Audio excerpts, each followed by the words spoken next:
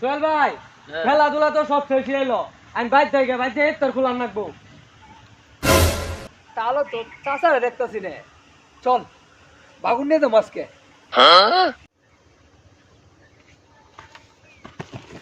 কে রে মাটির মনে দুঃখ দিলি, মাটির মনে দুঃখ দিলি রে, কি পড়ছে রে? শেষ করে এত যত্ন করি গাছে, এত যত্ন করি, তারপরে বেগুন ধরে না। আবার ওই গাছটা সার পানি সব খেতে জানবো রোদা।